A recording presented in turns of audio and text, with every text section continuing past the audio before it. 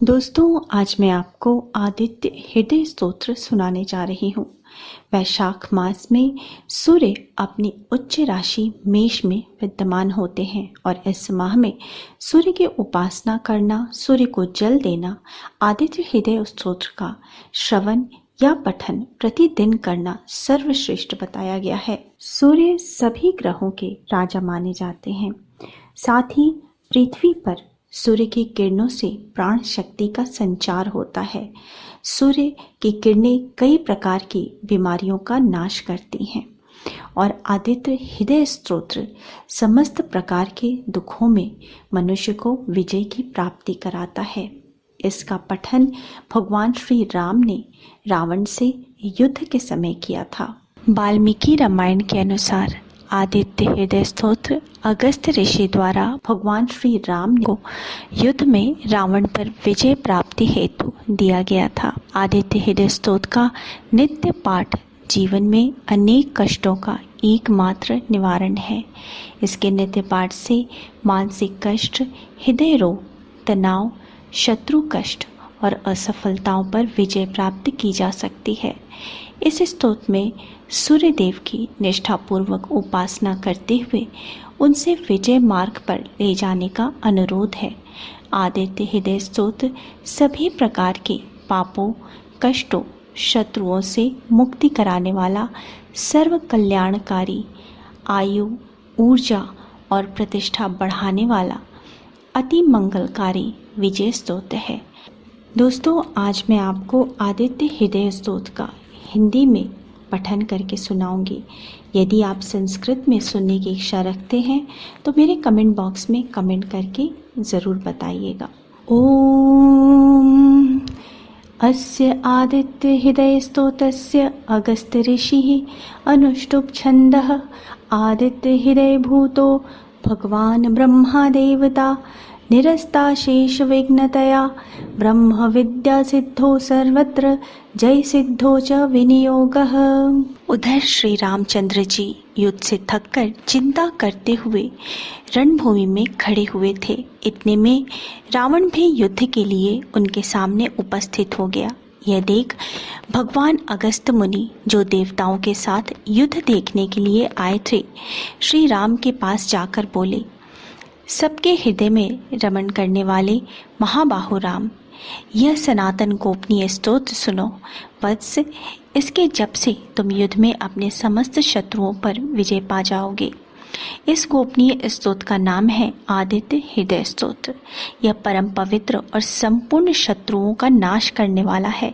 इसके जप से सदा विजय की प्राप्ति होती है। यह नित्य अक्षय और परम कल्याणमय स्रोत है। संपूर्ण मंगलों का भी मंगल है।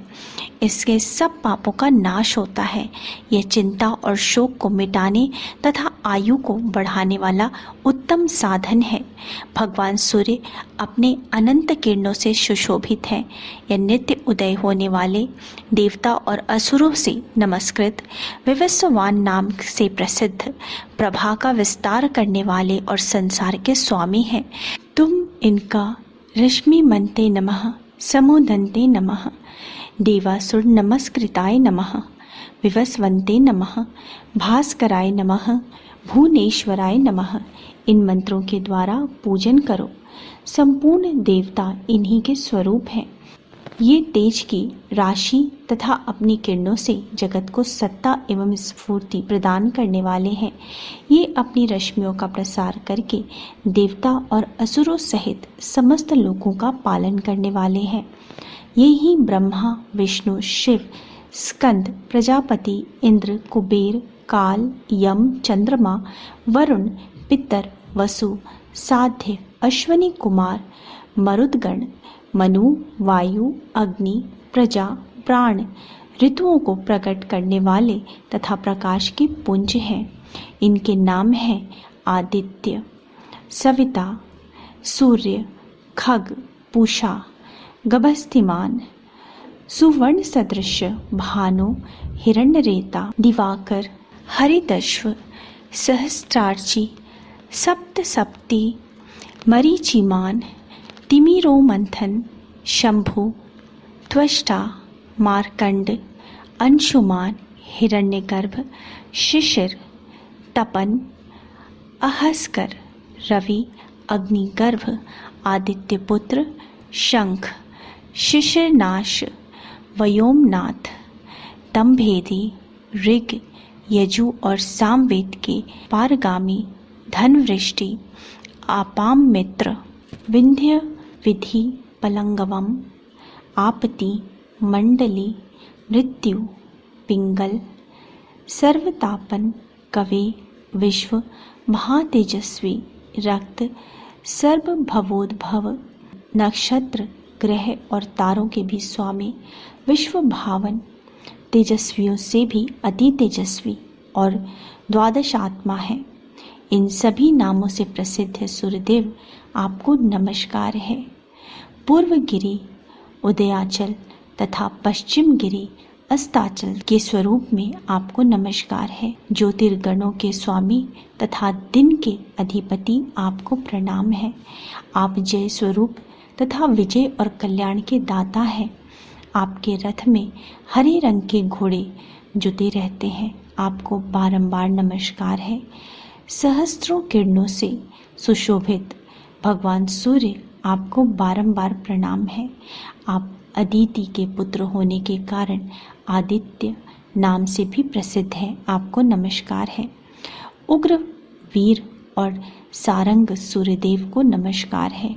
कमलों को विकसित करने वाले प्रचंड तेजधारी मार्तंड को प्रणाम है। आप ब्रह्मा, शिव और विष्णु के भी स्वामी हैं। सुर आपकी संज्ञा है। यह सूर्यमंडल आपका ही तेज है। आप प्रकाश से परिपूर्ण हैं। सबको स्वाहा कर देने वाली अग्नि आपका ही स्वरूप है। आप रौद्र रूप धारण करने वाले हैं। आपको नमस्कार है।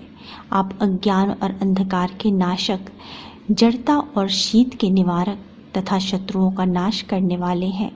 आपका स्वरूप अप्रमेय है। आप कृतज्ञों का नाश करने वाले संपूर्ण ज्योतियों के स्वामी और देव स्वरूप हैं। आपको नमस्कार है। आपकी प्रभा तपाए हुए सुवर्ण के समान है। आप हरि और विश्वकर्मा हैं। तम के नाशक, प्रकाश स्वरूप और जगत के साक्षी हैं। आपको नमस्कार है। रघुनंदन, ये भगवान सूर्य ही संपूर्ण भूतों का संहार, सृष्टि और पालन करते हैं। ये अपनी किरणों से गर्मी पहुंचाते और वर्षा कराते हैं।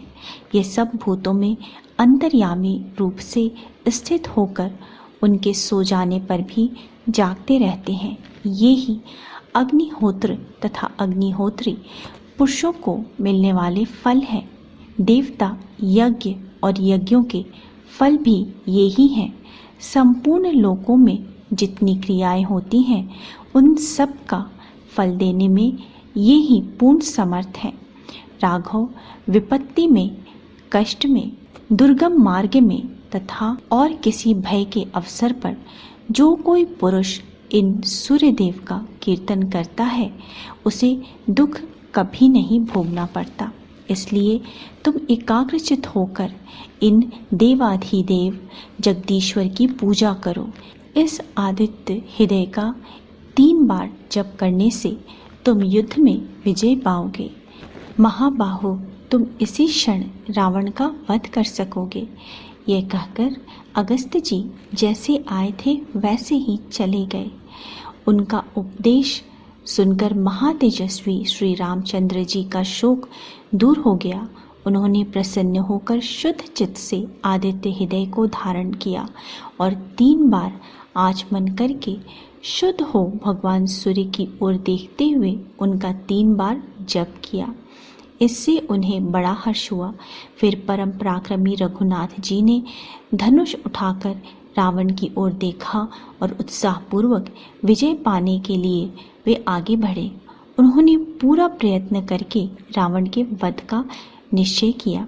उस समय देवताओं के मध्य में खड़े हुए भगवान सूर्य ने प्रसन्न होकर श्री रामचंद्र जी की ओर देखा और निशाचर राज रावण के विनाश का समय निकट जानकर हर्षपूर्वक कहा, रघुनंदन, अब जल्दी करो। इस प्रकार भगवान सूर्य की प्रशंसा में कहा गया और वाल्मीकि रामायण के युद्ध कांड में वर्णित यह आदित्य हृदय स्तोत्र संपन्न हुआ।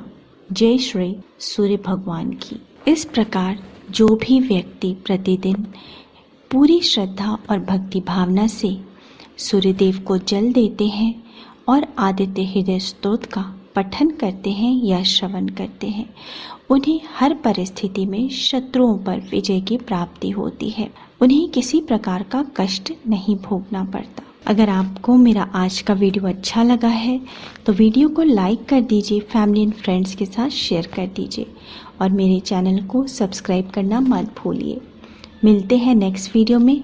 तब तक स्वस्थ रहिए, सुरक्षित रहिए। जय श्री राम।